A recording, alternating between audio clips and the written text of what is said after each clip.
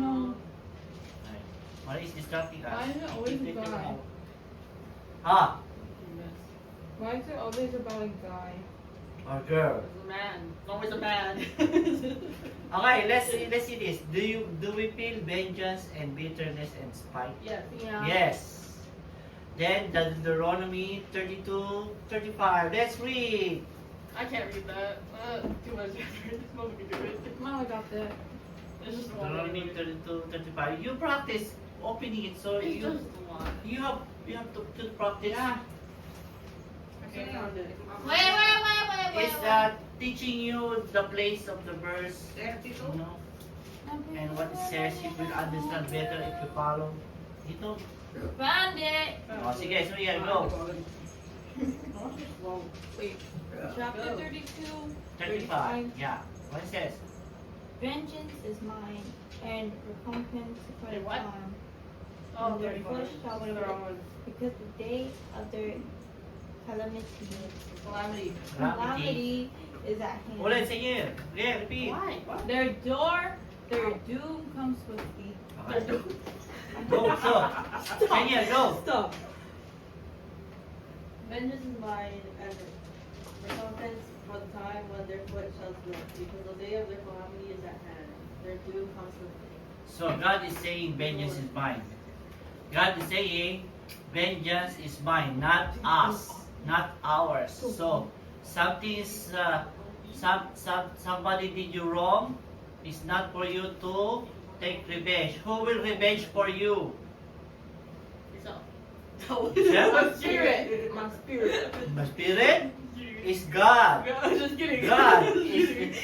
So if you revenge with other, When you're dead. the person who wronged you, it means you are showing you are not the son of God, because God said vengeance is God's for the time, it says here, for the time when their foot shall slip. If there's a time that they're gonna have a bad thing to happen to them, like a karma, because the day of the calamity is at hand. So don't worry about they did wrong to you.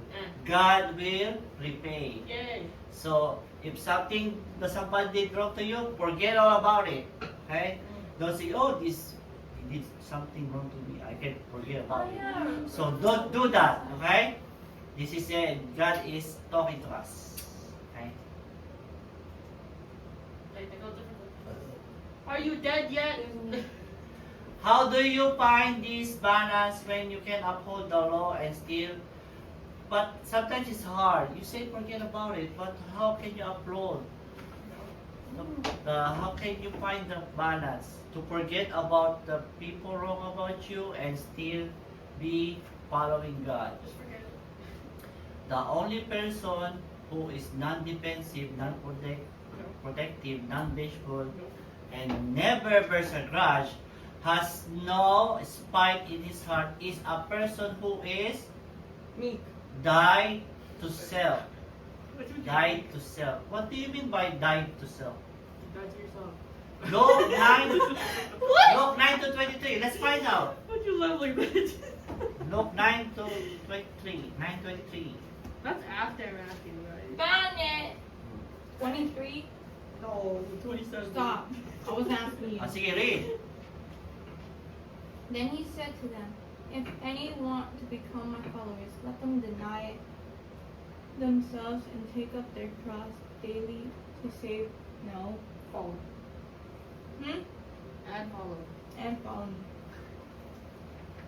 Save? No. If you want to become the follower of Jesus, I just put it up there. deny yourselves. That is Deny, saying, deny. die to yourself. We just finish this. If I die to self, what is to defend? If I'm going to fight for my rights, then I prove the point that self is in the throne. What do you mean by that? If you were always saying, I have my rights, I have to, then you were saying, I'm supposed to be in the throne. You're supposed to be the God. So don't live with the saying, I have my rights. Because you were saying yourself in the throne. You're replacing God. What if you say I have my human rights? Same Just a thing. human. So that is the difference of Christian to non-Christian. Christian died to self. You don't always go to your right. Jesus had died to self in the sense that he had to abandon himself. He is going to die. Jesus can say, hey, I'm the Son of God. I cannot be under the suffering. But Jesus died to himself just to follow the Father's will. Okay? Got that? That's my right. Okay, here. The heart of the matter is to understand what to mean by die to yourself. Listen, How do you read this? maybe when you're forgiven when you're wrong, you are neglected, they didn't look at you, or like pay attention to you, or purposely set a knot, or you're sting at hurt, something hurt you, somebody hurt you, did you wrong, or insult you, or oversight, but your heart is happy after this, being counted worthy to suffer for Christ, then that is what you call dying to self. Okay? When your good is evil spoken, you do good and they treat bad, or when your wishes are crossed, your wishes are not going to happen. Your advice are disregarded. You say good things and they mind you. Your opinions are ridiculed.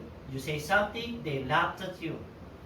And you refuse to let anger rise in your heart. Everything this happened to you and you still calm, or you didn't even defend yourself, but you take all impatient. You say, this is okay. Loving silent, it means this is dying to self. So that is what dying to self. Okay? Got that? Yeah. Right, that's the good words. And when you lovingly and patiently bear any disorder, something like it's not right, but you keep following any disorder, or any irregularity, this is not wrong, I can't follow, but you still follow. Maybe your boss is telling you to do things, or teacher do it, but you still follow. Any annoyance, you are annoyed. You can't stand face to face with waste and folly and use spiritual insensibility, and you can endure. You can take this all and be patient.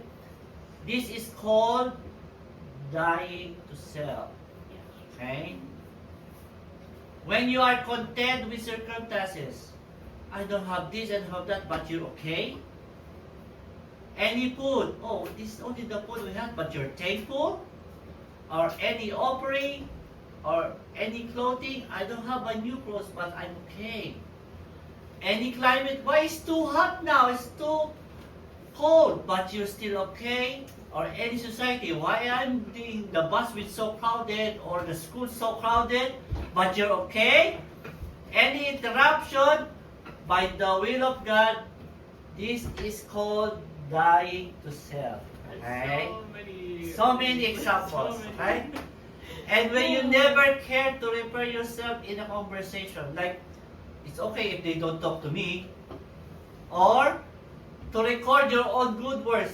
You don't record, hey, I did good to you, you should thank me, but you don't talk about it. You did good and you don't mention it. Or each after any commendation from others, when you can truly love to be unknown, like you keep doing good, but it's okay for them to not thank me or to say something, appreciate what I did.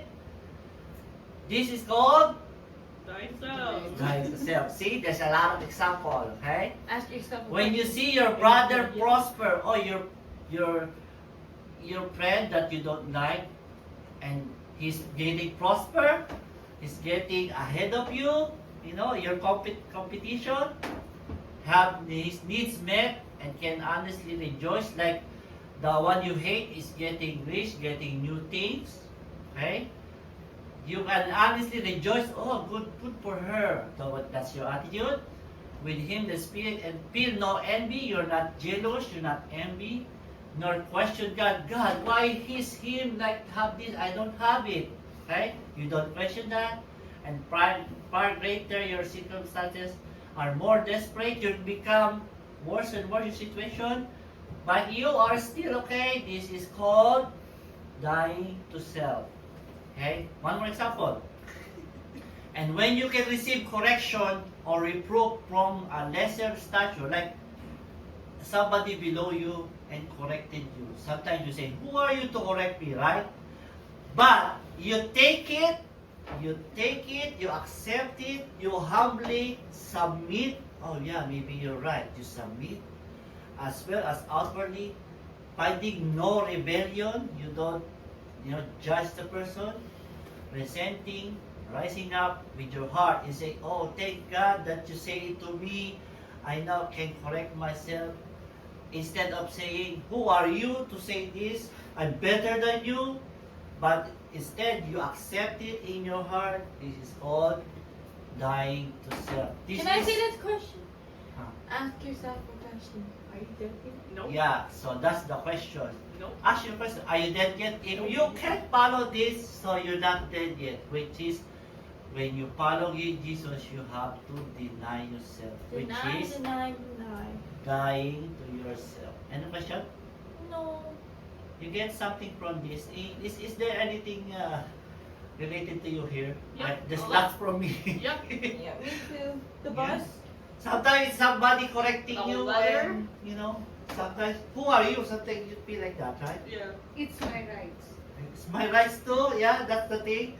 You always think about that, so we should change our attitude now, okay? It's my rights. Right?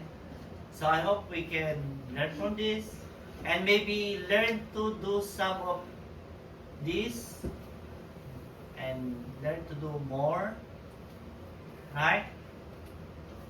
Okay, so we will stop it. I think it's good. I got this from the